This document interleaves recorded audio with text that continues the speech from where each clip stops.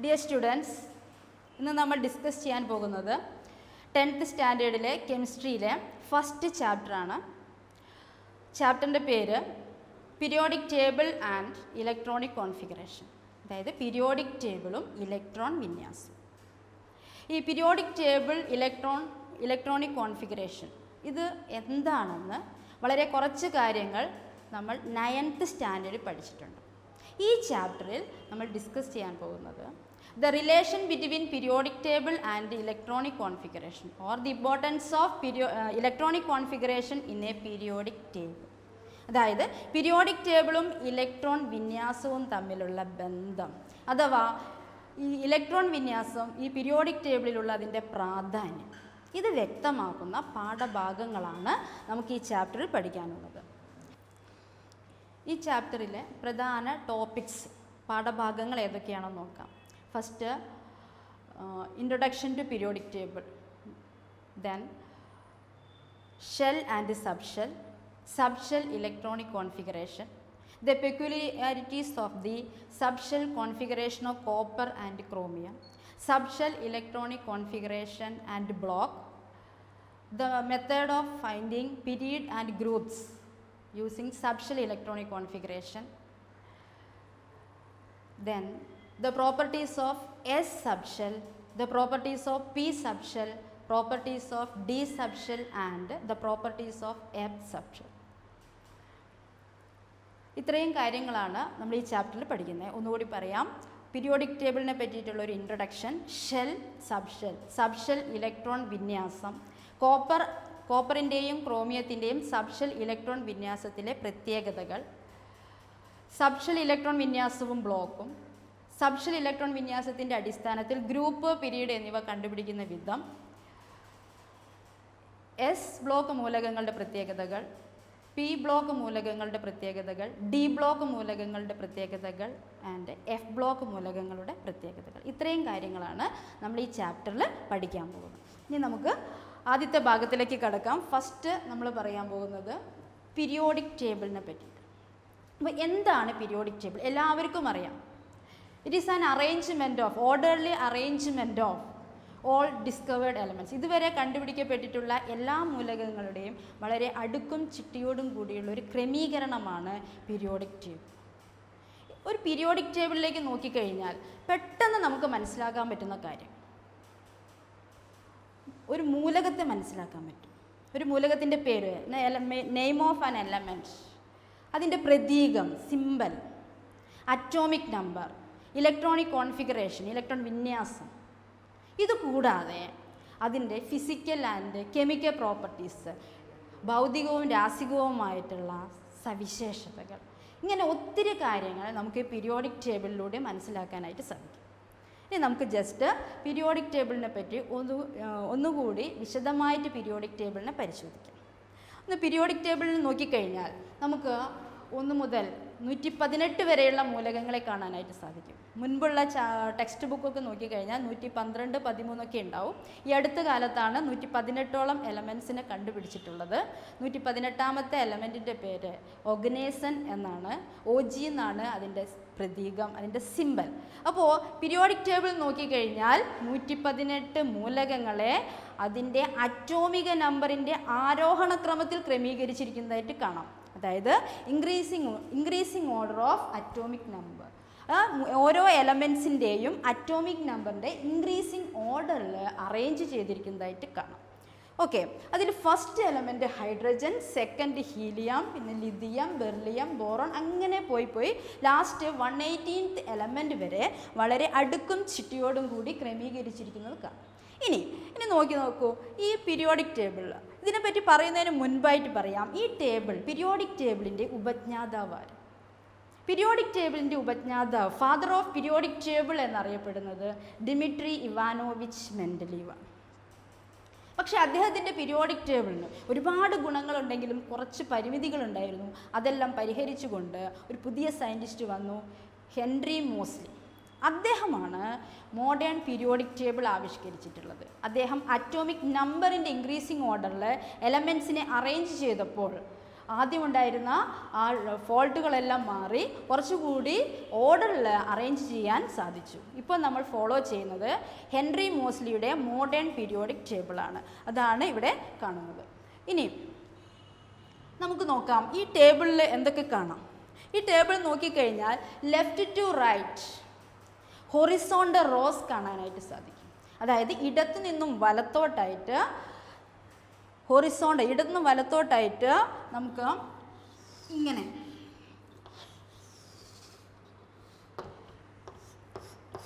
ഇടത്തു നിന്ന് വലത്തോട്ടായിട്ടുള്ള കോളങ്ങൾ കാണാനായിട്ട് സാധിക്കും.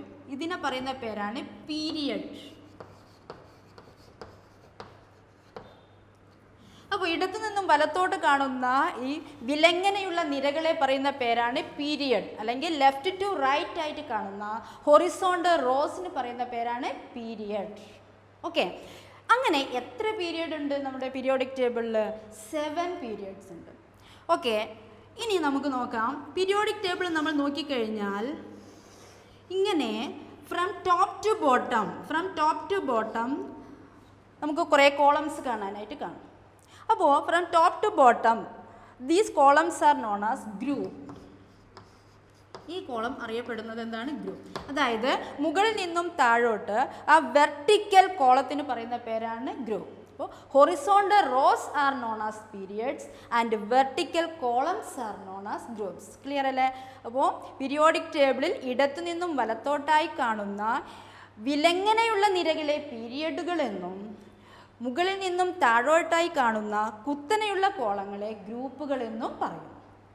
ഇത്തരത്തിൽ 7 പീരിയഡ്സ് പീരിയോഡിക് ടേബിളുണ്ട്. അതുപോലെ ഗ്രൂപ്പ്സ്, ഈ കുത്തനെയുള്ള കോളങ്ങൾ അല്ലെങ്കിൽ വെർട്ടിക്കൽ കോളംസ് 18 ഗ്രൂപ്പ്സും 7 പീരിയഡ്സുമാണ് പീരിയോഡിക് ടേബിളിൽ നമുക്ക് കാണാനായിട്ട് സാധിക്കുന്നത്.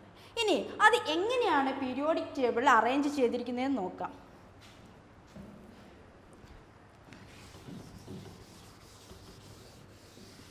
അപ്പോൾ പീരിയോഡിക് ടേബിൾ നോക്കിക്കഴിഞ്ഞാൽ നമുക്ക് ഇങ്ങനെ ഗ്രൂപ്പ്, ഈ കുത്തനെയുള്ള കോളങ്ങൾ ഇങ്ങനെ കാണാനായിട്ട് സാധിക്കും.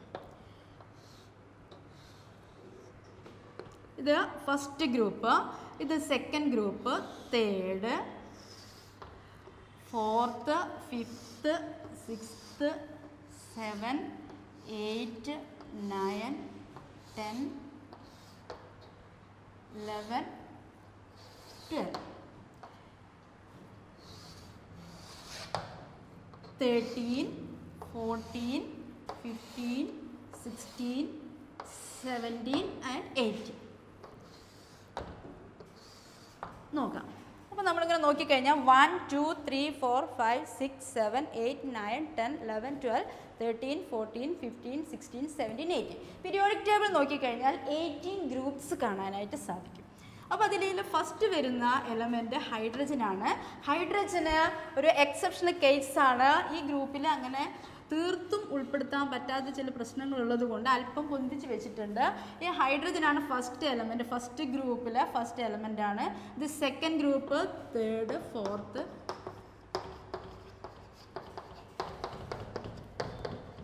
15, 16, 17 ആൻഡ്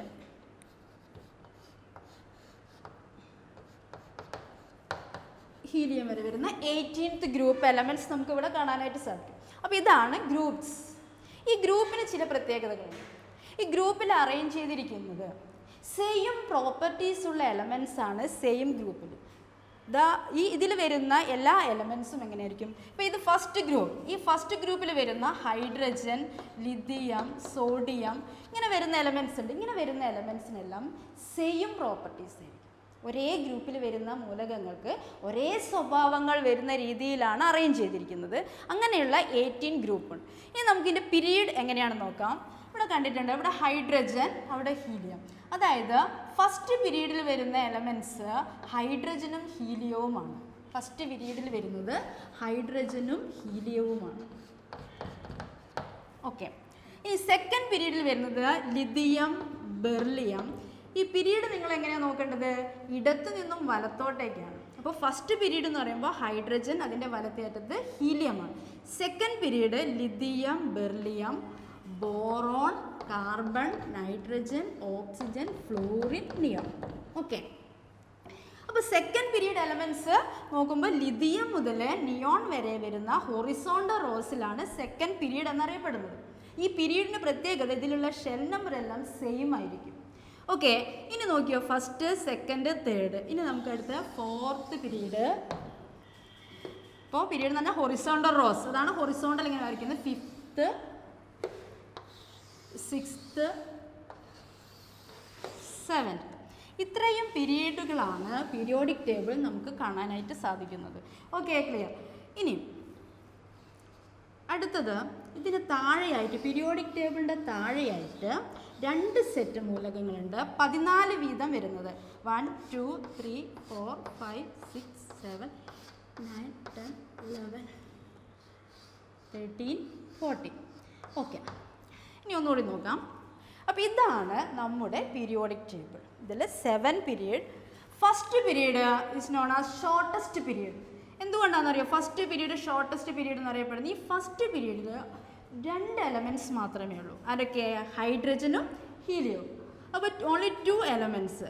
ബാക്കിയുള്ളതിലൊക്കെ അതിനേക്കാൾ കൂടുതലാണ്. അപ്പോൾ ഏറ്റവും കുറഞ്ഞ നമ്പറുള്ള കുറഞ്ഞ എലമെൻറ്റ്സ് അടങ്ങിയിരിക്കുന്നു എന്നതുകൊണ്ട് ഫസ്റ്റ് പീരീഡ് നമ്മൾ ഷോർട്ടസ്റ്റ് പീരീഡ് എന്നറിയപ്പെടുന്നു. ഇനി സെക്കൻഡ് പീരീഡ്. അപ്പോൾ ഫസ്റ്റ് പീരീഡ്, ഇത് സെക്കൻഡ് പീരീഡ് എന്ന് പറയുന്നത് ലിഥിയം, ബെർലിയം മുതൽ നിയോൺ വരെ വരുന്ന 8 എലമെൻറ്റ്സ് ഉൾപ്പെടുന്നതാണ് എന്തിൽ വരുന്നത്? സെക്കൻഡ് പീരീഡിൽ വരുന്നത്. ഇനി തേർഡ് പീരീഡിൽ, അപ്പോൾ ഫസ്റ്റ് പീരീഡിൽ 2 എലമെൻറ്റ്സ്, സെക്കൻഡ് പീരീഡിൽ 8 എലമെൻറ്റ്സ്. ഇനി തേർഡ് പീരീഡ് എടുത്ത് നോക്കിയാൽ ഇതുപോലെ തന്നെ എന്ത് കാണാനായിട്ട് സാധിക്കും? 8 എലമെൻറ്റ്സ് ഉണ്ടാവും.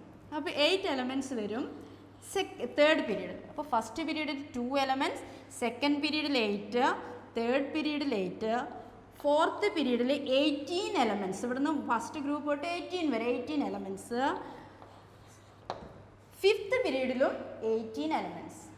ഓക്കെ, ഇനി സിക്സ്ത് പീരീഡ് നോക്കി നോക്ക്. സിക്സ്ത് പീരീഡിൽ ടോട്ടൽ 32 എലമെൻറ്റ്സ് ഉണ്ട്. അതെങ്ങനെയാണെന്നല്ലേ?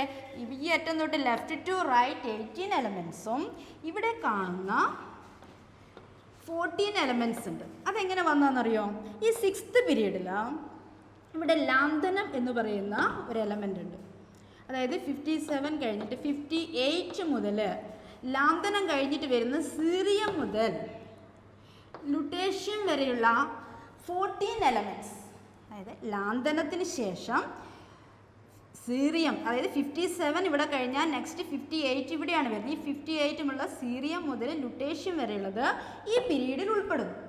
അപ്പോൾ ഇവിടെ നിന്ന് ഇവിടം വരെ 18 പ്ലസ് ഇതിലുള്ള 14 കൂട്ടിയിട്ട് ടോട്ടൽ 32 എലമെൻറ്റ്സ് ഈ പീരീഡിൽ അടങ്ങിയിരിക്കുന്നു.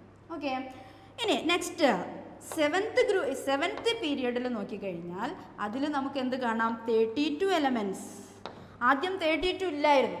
കാരണം ആദ്യം ഈ കോളങ്ങളൊക്കെ എംപ്റ്റി ആയിരുന്നു, ഇവിടെ ഒന്നും കണ്ടുപിടിച്ചിട്ടില്ലായിരുന്നു. പക്ഷേ ലേറ്റസ്റ്റ് ഈ 118 എലമെൻറ്റ് വരെ, അതായത് ലാസ്റ്റിലുള്ള ഒഗ്നേഷ്യം വരെ ഇപ്പോൾ കണ്ടുപിടിക്കപ്പെട്ടിട്ടുണ്ട് എന്ന് പറഞ്ഞാൽ സെവൻത്ത് പീരീഡ് ഫില്ലായി കഴിഞ്ഞു. അപ്പോൾ സെവൻത്ത് പീരീഡ് ഫില്ലായി കഴിയുമ്പോൾ ഇതിൽ 18 എലമെൻറ്റ്സ് പ്ലസ് ഇവിടെ വരുന്ന എലമെൻറ്റ്സ്, ഇതിൽ ഏതൊക്കെയാണെന്നറിയോ വരിക? ഈ സെവൻത്ത് പീരീഡിലെ ആക്ടീനിയം എന്നൊരു എലമെൻ്റ് ഉണ്ട് സെവൻത്ത് പീരീഡ്. അതിൽ 89 ആണ് ആക്ടീനിയം. അത് കഴിഞ്ഞ് 90 അറ്റോമിക് നമ്പർ വരുന്ന തോറിയം എന്ന് പറയുന്ന എലമെൻറ്റ് മുതൽ ലോറൻസിയം എന്ന് പറയുന്ന എലമെൻറ്റ് വരെ വരുന്നുണ്ട്. അപ്പോൾ ഇവിടെ നിന്ന് ഇവിടം വരെ left to right 18 elements plus ഇവിടെയുള്ള 14 എലമെൻറ്റ്സ്, ടോട്ടൽ 32 എലമെൻറ്റ്സ് ഏതിൽ വരുന്നുണ്ട്? Seventh period. ഓക്കെ, അപ്പോൾ ഇത്രയുമാണ് ഈ പീരിയോഡിക് ടേബിളിലുള്ളത്. അങ്ങനെ ടോട്ടൽ 118 എലമെൻറ്റ്സ്. ഇനി നമുക്ക് നോക്കാം ഇനി ഓരോ പീരീഡ്. അപ്പോൾ പീരീഡ് പറഞ്ഞു, ഷോർട്ടസ്റ്റ് പീരീഡ്, ഏറ്റവും ചെറിയ പീരീഡ് എന്നറിയപ്പെടുന്നത് ഫസ്റ്റ് പീരീഡ്. പിന്നെ ലോങ്ങസ്റ്റ് പീരീഡ്, ഏറ്റവും വലുത് ഇപ്പോൾ 2 ഉണ്ട്, 6th 7th. ഓക്കെ, ഇനി നമ്മൾ ഗ്രൂപ്പിലേക്ക് പോകാം. ഗ്രൂപ്പിൽ വെച്ച് നോക്കുകയാണെങ്കിൽ ഫസ്റ്റ് ഗ്രൂപ്പ്, ഓരോ ഗ്രൂപ്പിനും പേരുണ്ട്, ഓരോ ഗ്രൂപ്പ് എലമെൻറ്റ്സിനും പേരുണ്ട്. ഇനി നമുക്ക് ഫസ്റ്റ് ഗ്രൂപ്പ് എലമെൻറ്റ്സിൻ്റെ പേര് നോക്കാം. എന്താണ് ഫസ്റ്റ് ഗ്രൂപ്പിൻ്റെ പേര്? Alkali metals. ഫസ്റ്റ് ഗ്രൂപ്പ് മൂലകങ്ങളുടെ പേര് ആൽക്കലി മെറ്റൽസ് അഥവാ ആൽക്കലി ലോഹ കുടുംബം. ഓക്കെ, ഈ ആൽക്കലി ലോഹ കുടുംബത്തിൽ ആരൊക്കെയുണ്ട്? Hydrogen, lithium, sodium, potassium, rubidium, caesium, francium. ഇത്രയും മൂലകങ്ങൾ, ഇത്രയും എലമെൻറ്റ്സ് എന്തിലുണ്ട്? ഫസ്റ്റ് ഗ്രൂപ്പിലുണ്ട്. ഫസ്റ്റ് ഗ്രൂപ്പിൻ്റെ പേര് ആൽക്കലി മെറ്റൽസ്. ആൽക്കലി മെറ്റൽസ് അതായത് ആൽക്കലി ലോഹ കുടുംബമാണ്. ഇതിന് ഈ പേര് വരാൻ കാരണം ഇതിലുള്ള മൂലകങ്ങളെല്ലാം ജലത്തിൽ ലയിപ്പിക്കുമ്പോൾ ആൽക്കലി സ്വഭാവം കാണിക്കുന്നു. അതുപോലെ തന്നെ ഇവയെല്ലാം ലോഹങ്ങളാണ്. അതുകൊണ്ട് ആൽക്കലി സ്വഭാവമുണ്ട്, ലോഹങ്ങളാണ്. അതുകൊണ്ട് അതായത് ആൽക്കലി നേച്ചറുമുണ്ട്, മെറ്റൽസുമാണ്. അതുകൊണ്ട് ഇതിൻ്റെ പേര് ആൽക്കലി മെറ്റൽ. നെക്സ്റ്റ് സെക്കൻഡ് ഗ്രൂപ്പിൻ്റെ പേര് alkaline earth metals. Alkaline earth ലോഹ കുടുംബമാണ് സെക്കൻഡ് ഗ്രൂപ്പ് അറിയപ്പെടുന്നത്. സെക്കൻഡ് ഗ്രൂപ്പിൽ ആരൊക്കെ ഉണ്ട്? Beryllium, magnesium, calcium, strontium, barium, radium. Okay, next 3 to 12 group നമുക്ക് കാണാം. ഈ 3 to 12 ഗ്രൂപ്പിനെ നമ്മൾ ഒരുമിച്ചാണ് പേര് കൊടുത്തിരിക്കുന്നത്. ഈ 3 to 12 ഗ്രൂപ്പ് ഒരുമിച്ചറിയപ്പെടുന്നത് ട്രാൻസിഷൻ മെറ്റൽസ്, സംക്രമണ ലോഹങ്ങൾ എന്നാണ്. ഓക്കെ, അപ്പോൾ 3 to 12 ഈ സംക്രമണ ലോഹത്തിലാണ് നമ്മുടെ കോപ്പറും സിൽവറും പിന്നെ അയണും അങ്ങനെയുള്ള പ്രധാനപ്പെട്ട എലമെൻറ്റ്സ് ഒക്കെ വരുന്നത്. എവിടെയാണ്? ഗോൾഡും ഒക്കെ വരുന്നത് സംക്രമണ മൂലകങ്ങളിലാണ്, സംക്രമണ ലോഹങ്ങളിലാണ്. അതിൻ്റെ പേര് പോലെ തന്നെ ഓൾ ആർ മെറ്റൽസ്. ഇതിൽ വരുന്ന എല്ലാ എലമെൻറ്റ്സും മെറ്റൽസ് ആണ്, എല്ലാ എലമെൻറ്റ്സും ലോഹങ്ങളാണ്. ഓക്കെ, ഇനി നമുക്ക് നെക്സ്റ്റ് 13th ഗ്രൂപ്പിലേക്ക് പോകാം. ഇവിടെ ശ്രദ്ധിക്കേണ്ടത് 13 മുതൽ 16 വരെ ആ ഗ്രൂപ്പിൻ്റെ പേര് ആ ഗ്രൂപ്പിലെ ആദ്യത്തെ മൂലകത്തിൻ്റെ പേരാണ്. ആദ്യത്തെ ഫസ്റ്റ് എലമെൻറ്റിൻ്റെ പേരാണ് ആ ഗ്രൂപ്പിനുള്ളത്. അപ്പോൾ നോക്കാം, ഇതിലെ ഫസ്റ്റ് എലമെൻറ്റ് ബോറോൺ. അപ്പോൾ ഈ ഗ്രൂപ്പിൻ്റെ പേര് എന്തായിരിക്കും? Boron family. അതിൽ വരുന്നത് boron, aluminium, gallium, indium, thallium, ഇത്രയും മൂലകങ്ങളാണ് ഇതിൽ വരുന്നത്. ഇതിലെ ഫസ്റ്റ് മെമ്പർ ബോറോൺ ആയതുകൊണ്ട് ഇതിൻ്റെ പേര് ബോറോൺ ഫാമിലി, ബോറോൺ കുടുംബം. ഈ ബോറോൺ അലോഹമാണ്. അതിൻ്റെ താഴോട്ടേക്ക് ലോഹ സ്വഭാവം കൂടി വരുന്നു. നിങ്ങൾ 9th പഠിച്ചിട്ടുണ്ട്, ഫ്രെയിന് group from top to bottom. ഇത് മെറ്റാലിക് ക്യാരക്ടർ ഇൻക്രീസസ്. ഓക്കെ, അപ്പോൾ ഇനി താഴോട്ടേക്ക് മെറ്റാലിക് ക്യാരക്ടർ കൂടി വരുന്നു. അടുത്തത് 14th ഗ്രൂപ്പ്. നമ്മൾ നോക്കി നോക്കുക, 14th ഗ്രൂപ്പിലെ ഫസ്റ്റ് എലമെൻറ്റ് ഏതാണ്? കാർബൺ. അപ്പോഴതിൻ്റെ പേര് കാർബൺ ഫാമിലി. അപ്പോൾ കാർബൺ ഫാമിലിയിൽ ആരൊക്കെ വരും? ഇപ്പോൾ 14th ഗ്രൂപ്പായ carbon family carbon, silicon, germanium, tin, lead, ഇത്രയും എലമെൻറ്റ്സ് വരുന്ന ഇതാണ് കാർബൺ ഫാമിലി അഥവാ കാർബൺ കുടുംബം. ഓക്കെ, ഇനി നമ്മൾ അടുത്തത് പറയുന്നത് 15th ഗ്രൂപ്പ് എലമെൻറ്റ്സിനെ പറ്റിയിട്ടാണ്. ഈ 15th ഗ്രൂപ്പ് എലമെൻറ്റ്സിൻ്റെ ഫസ്റ്റ് മെമ്പർ നൈട്രജൻ. ഇനി നിങ്ങൾക്ക് പറയാൻ പറ്റും ഓരോന്നിൻ്റെ ഫാമിലിൻ്റെ പേര് നൈട്രജൻ ആയതുകൊണ്ട് ഈ ഫാമിലി അറിയപ്പെടുന്നത് നൈട്രജൻ ഫാമിലി അഥവാ നൈട്രജൻ കുടുംബം. ഈ നൈട്രജൻ കുടുംബം, നൈട്രജൻ എല്ലാവർക്കും അറിയാം, അന്തരീക്ഷത്തിൽ ഏറ്റവും കൂടുതൽ കാണപ്പെടുന്ന മൂലകമാണ്. ഓക്കെ, അപ്പോൾ നൈട്രജനിൽ വരുന്ന nitrogen, phosphorus, arsenic, antimony, bismuth, ഇത്രയും അടങ്ങുന്ന നൈട്രജൻ ഫാമിലി ഉണ്ട്. ഓക്കെ, ഇനി 16th ഗ്രൂപ്പ് നോക്കാം. അപ്പോൾ ഈ നൈട്രജനും ഫോസ്ഫറസും ഒക്കെ എന്താണ്? നോൺ മെറ്റലാണ്. നിങ്ങൾ ശ്രദ്ധിക്കേണ്ട കാര്യം ഇവിടെ പിന്നെ അലുമിനിയം വന്നു, പിന്നെ ഇവിടെ എന്താണ് മെറ്റലോയിഡ്സ് വന്നു. ഇനി അടുത്തത് നോക്കുക, നൈട്രജൻ കഴിഞ്ഞ് അടുത്തത് ഓക്സിജൻ. Oxygen 16th group. ഈ 16th ഗ്രൂപ്പിൻ്റെ പേര് അതിൽ ഫസ്റ്റ് മെമ്പർ ഓക്സിജൻ ആയതുകൊണ്ട് ഓക്സിജൻ ഫാമിലി എന്നാണ് അറിയപ്പെടുന്നത്. ഓക്കെ, ഓക്സിജൻ ഫാമിലിയിൽ ആരൊക്കെ ഉണ്ട്? Oxygen, sulphur, selenium, tellurium, polonium. Okay, ഇനി നെക്സ്റ്റ്, അപ്പോൾ ഈ ഓക്സിജൻ എന്താണ്? നോൺ മെറ്റലാണ്. ഇവിടെയൊക്കെ മെറ്റൽ എന്ന് വന്നു, ഇപ്പം നമ്മൾ എങ്ങോട്ടേക്കാണ് പോയിക്കൊണ്ടിരിക്കുന്നത്? നോൺ മെറ്റലിലേക്ക്. ഇനി 17th ഗ്രൂപ്പ് നോക്കി നോക്കുക. 17th ഗ്രൂപ്പിലെ ഫസ്റ്റ് മെമ്പർ ഫ്ലൂറിനാണ്. പക്ഷെ ഇവിടെ ശ്രദ്ധിക്കേണ്ട കാര്യം, ഇവിടെയൊക്കെ ഫസ്റ്റ് മെമ്പറിൻ്റെ പേരിലാണ് അറിയപ്പെട്ടതെങ്കിൽ ഇതങ്ങനെയല്ല. ഇതിനൊരു ഗ്രൂപ്പിന് വേറൊരു പേര്. അതിൽ ആദ്യത്തെ അംഗം ഫ്ലൂറിൻ ആണെങ്കിലും അത് അറിയപ്പെടുന്നത് ഹാലോജൻ ഫാമിലിയാണ്. ഹാലോജൻ. അപ്പോൾ ഇതറിയപ്പെടുന്നത് ഹാലോജൻ. അപ്പോൾ 17th ഗ്രൂപ്പിൻ്റെ പേര് ഹാലോജൻസ്. അതെങ്ങനെ എഴുതും? ഹാലോജൻസ്. 17th ഗ്രൂപ്പ് അറിയപ്പെടുന്ന ഹാലോജൻ. ഹാലോജനിലെ ഫസ്റ്റ് മെമ്പർ ഫ്ലൂറിൻ. ഫ്ലൂറിൻ എന്താണ്? ഹൈലി ഇലക്ട്രോ നെഗറ്റീവ് എലമെൻ്റ് ആണ് ഫ്ലൂറിൻ. ഓക്കെ, ഇതിൽ ആരൊക്കെ ഉണ്ടെന്ന് അറിയാമോ? 17th ഗ്രൂപ്പിൽ വരുന്ന എലമെൻറ്റ്സ് ആണ് fluorine, chlorine, bromine, iodine, astatine. Okay, ഇനി വളരെ അപൂർവ മൂലകം എന്നറിയപ്പെടുന്ന ആളാണ് അസ്റ്റാറ്റിൻ. ഇനി നമ്മൾ 17th ഗ്രൂപ്പിലോട്ട് പോകാം. 18th ഗ്രൂപ്പിലോട്ട് പോകാം. 18th ഗ്രൂപ്പിൻ്റെ പേര് ഉത്കൃഷ്ടവാതകങ്ങൾ ഓർ നോബിൾ ഗ്യാസസ്. ഉത്കൃഷ്ടവാതകങ്ങൾ ഓർ നോബിൾ ഗ്യാസസ് എന്നാണ് അറിയപ്പെടുന്നത്. നോബിൾ ഗ്യാസസ്, ഉത്കൃഷ്ടവാതകങ്ങൾ. ഓക്കെ, ഈ നോബിൾ ഗ്യാസസ് അഥവാ ഉത്കൃഷ്ടവാതകങ്ങൾ എന്നറിയപ്പെടാൻ കാരണം മറ്റുള്ള മൂലകങ്ങളെ അപേക്ഷിച്ച് അല്ലെങ്കിൽ മറ്റുള്ള എലമെൻസിനെ അപേക്ഷിച്ച് ഇവ ഓൾറെഡി സ്റ്റേബിളാണ്, ഇവ സ്ഥിരത കൈവരിച്ചതാണ്. എന്താണ് സ്ഥിരത? ഇതിൽ ഈ എലമെൻസിൻ്റെ പ്രത്യേകത, ഒരു ഷെല്ലുള്ള എലമെൻ്റ് ആണെങ്കിൽ അതിന് അതിൽ മാക്സിമം 2 ഇലക്ട്രോണാണ് കൊള്ളുക. ആ 2 ഇലക്ട്രോൺ അതിൽ പൂർണ്ണമായി കഴിഞ്ഞാൽ അത് സ്റ്റേബിളാണ്. ഒരു ഷെല്ല് മാത്രമാണെങ്കിൽ. ഒന്നിൽ കൂടുതൽ ഷെല്ലുണ്ടെങ്കിൽ അതിൻ്റെ ഔട്ടർ മോസ്റ്റ് ഷെല്ലിൽ, ബാഹ്യതമ ഷെല്ലിൽ 8 ഇലക്ട്രോൺ വന്നാൽ അതെന്തായിരിക്കും? സ്റ്റേബിളായിരിക്കും. അപ്പോൾ ഇതിൻ്റെ ഇവിടെ കേസിൽ ഹീലിയം ഒരു ഷെല്ല് മാത്രമുള്ള മൂലകമാണ്. ഹീലിയത്തിന് ഒരു ഷെല്ലേ ഉള്ളൂ, അതിൽ 2 ഇലക്ട്രോൺ കംപ്ലീറ്റ് ആണ്. അതേസമയം നിയോൺ മുതൽ റെഡോൺ വരെ നോക്കിക്കഴിഞ്ഞാൽ ഇവിടെ നിന്ന് ഇങ്ങോട്ടേക്ക് ഇത് ഈ അടുത്ത് കണ്ടുപിടിച്ചതാണ്. അപ്പോൾ ഇത് നോക്കിക്കഴിഞ്ഞാൽ ഇതിൻ്റെയൊക്കെ ഔട്ടർ മോസ്റ്റ് ഷെല്ലിൽ 8 ഇലക്ട്രോൺ കാണാം. അതായത് ഇതും ഓൾറെഡി സ്റ്റേബിളാണ്.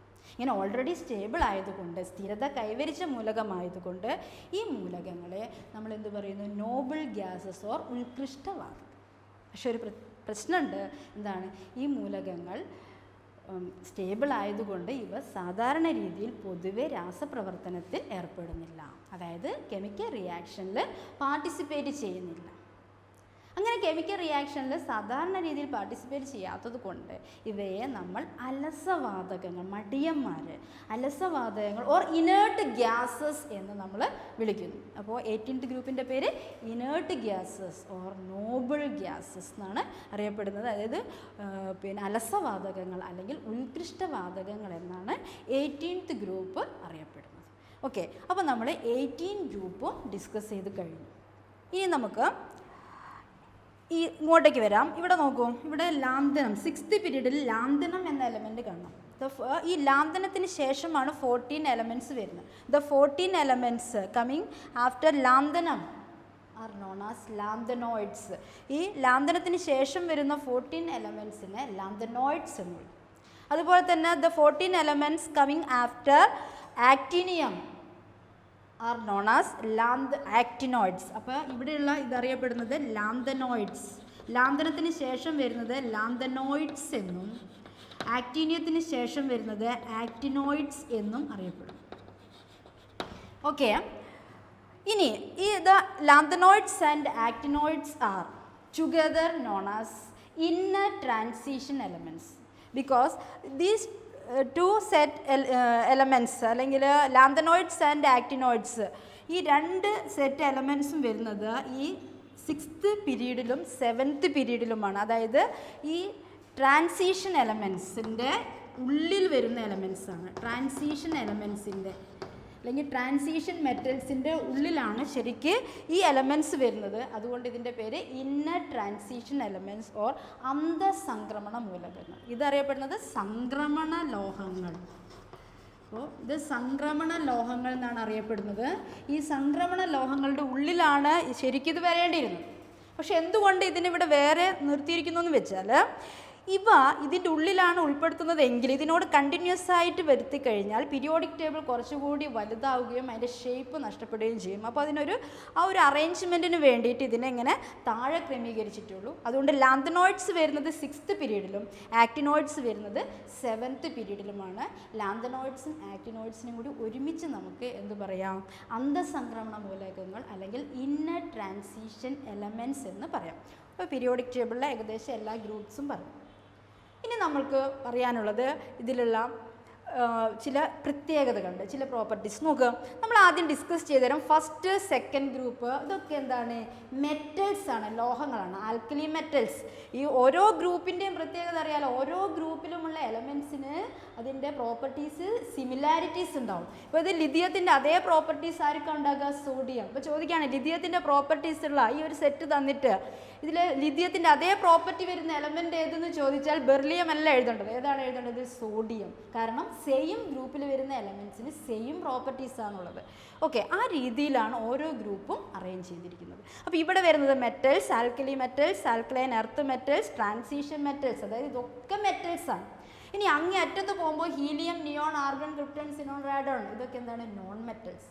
അപ്പോൾ ഈ ഭാഗത്ത് ലെഫ്റ്റ് സൈഡിൽ മെറ്റൽസ്, റൈറ്റ് സൈഡിൽ നോൺ മെറ്റൽസ്. ഇതിൻ്റെ ഇടയിലായിട്ട് ഇവിടെ ഇപ്പോൾ കാർബൺ, സിലിക്കൺ, ജെർമേനിയം, അതുപോലെ തന്നെ ബോറോൺ, അതുപോലെ തന്നെ arsenic, antimony, nitrogen, phosphorus, nitrogen, sulphur, selenium, tellurium, polonium, ഇങ്ങനെയൊക്കെ നോക്കിക്കഴിഞ്ഞാൽ എന്ത് കാണാനായിട്ട് സാധിക്കും? ഇവിടെയൊക്കെ എന്ത് കാണാം? മെറ്റലോയിഡ്സ് കാണാം, ഉപലോഹങ്ങൾ കാണാനായിട്ട് സാധിക്കും. അതായത് ഇവിടെ മെറ്റൽസ് ഉണ്ട്, അങ്ങേയറ്റത്ത് നോൺ മെറ്റൽസ് ഉണ്ട്, പിന്നെ അതിൻ്റെ ഇടയിലായിട്ട് മെറ്റലോയിഡ്സും കാണാനായിട്ട് സാധിക്കും. അപ്പോൾ പീരിയോഡിക് ടേബിളിൽ നമുക്ക് എന്തൊക്കെ മനസ്സിലാക്കാം? മെറ്റൽസ് ആണോ, നോൺ മെറ്റൽസ് ആണോ, മെറ്റലോയിഡ്സ് ആണ്. ഈ മെറ്റൽസിൽ നിന്നും നോൺ മെറ്റൽസിലേക്കുള്ള ഒരു ട്രാൻസിഷനാണ്, ഒരു ക്രമമായ മാറ്റമാണ് ഈ മെറ്റൽസിലൂടെ വരുന്നത്. അതുകൊണ്ടാണ് ഇവ സംക്രമണ ലോഹങ്ങൾ അഥവാ ട്രാൻസിഷൻ മെറ്റൽസ് എന്ന് അറിയപ്പെടുന്നത്. ഓക്കെ, അപ്പോൾ ഇതിൽ ആരൊക്കെ വരുന്നുണ്ട്? Metals, non metals, metalloids. Okay, അപ്പോൾ പീരിയോഡിക് ടേബിളിൻ്റെ ഒരു സ്ഥാനം നോക്കിയാൽ മെറ്റലാണോ നോൺ മെറ്റലാണോ എന്ന് നമുക്ക് പറയാം. മറ്റൊന്ന്, ഈ പീരിയോഡിക് ടേബിളിൽ വരുന്ന എലമെൻറ്റ്സ് സോളിഡ്, ലിക്വിഡ്, ഗ്യാസസ്, ഖരം, ദ്രാവകം, വാതകാവസ്ഥ.